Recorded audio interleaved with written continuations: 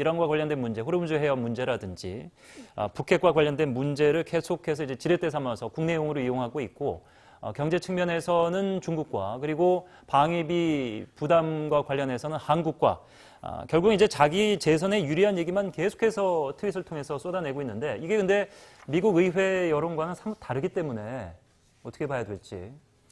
이런 부분 사실 미국 의회에서도 부정적으로 바라보고 있고 기존에 미국이 자랑해왔던 동맹의 가치를 조금 우선시하지 않는 것 같다. 나쁜 말로 하면 장사꾼 성향이 너무 많이 드러나는 것이죠. 그러나 미국이 이제까지 그런 식으로 국제정치를 해왔던 국가는 아니거든요. 공화당 정부이든 민주당 정부이든 그런 부분에 대해서 트럼프 대통령 독자적인 길을 걷고 있는데요. 우선은 본인은 북한을 잘 관리하고 있다는 게 오바마 행정부와 차별성을 드러내고 국내 정치에 유리한 부분인 것 같고요. 이런 기조가 계속되는 가운데 실질적으로 내년 재선을 앞두고 어떤 성과를 얻을 것인가 트럼프 대통령도 계속 부담을 느낄 수밖에 없을 겁니다. 더군다나 김정은 위원장이 올해 시정연설을 통해서 연말을 마지노선으로 분명히 제시한 바 있거든요.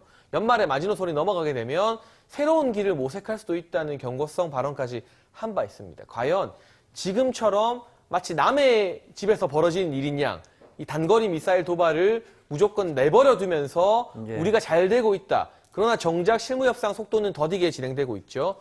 북한에서는 폼페이오 장관 교체하라고 말하고 있고 이 상황에서 연말이 많이 남은 것 같지만 얼마 안 남았습니다. 그때까지 트럼프 대통령이 제대로 된 성과를 거둘 수 있을까 우려가 조금씩 커지고 있는 시점임은 분명합니다.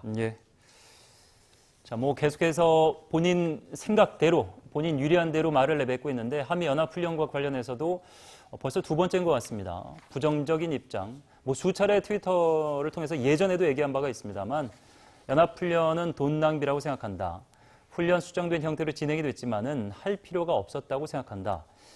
자, 이게 이제 본인 입장에서는 돈 문제라는 얘기를 자꾸 하는 건데 본인 회사 돈을 쓰는 것도 아닌데 우리가 방위비를 안 내는 것도 아닌데 자꾸 이런 식으로 동맹국의 어떤 안보에 위협적인 발언을 할 거면은 저희 입장에서는 속 시원하게 그럴 거면 우리 방위비 앞으로 한 푼도 못 준다라고 얘기하고 싶습니다만 그럴 수는 없는 입장이라. 그렇죠. 또 하고 싶은 얘기는 그러면 군사훈련 하지 말자 그러죠. 미국이 그렇게 돈 많이 들면은 군사훈련 뭐하러 합니까? 사실 동북아의 군사적인 지위를 본인들이 유지하기 위해서 하는 일환도 있잖아요. 때문이죠. 미국이 대한민국에서 하는 군사훈련은 한국의 이익을 위해서 하는 것도 물론 있겠으나 더 큰 건 미국의 이익이에요. 특히 극동아시아에서 미국의 군사적인 우위를 확보할 수 있는 길은 한미 간의 군사훈련이고요. 그래서 미국의 전략자산인이 들어온다든지 항공모함이 온다든지 하면서 미국의 힘을 보여줬던 것이고 이를 통해서 한미일 삼각 안보 동맹 체제를 이른바 미국은 아시아 태평양 지역의 핵심 전략으로 지금 구축하고 있지 않습니까? 그렇게 해왔는데 아시는 바와 같이 지난해 말에 한미 간에 이 방위비 분담금 얘기를 할 때 그때 처음으로 나왔던 것이 지난번에 우리가 전략자산을 많이 전개했는데 그것도 한국 내라 그랬어요. 한국이 내라고. 우리는 펄떡 뛰었죠. 그럼 뭔 얘기하는 거예요 갑자기.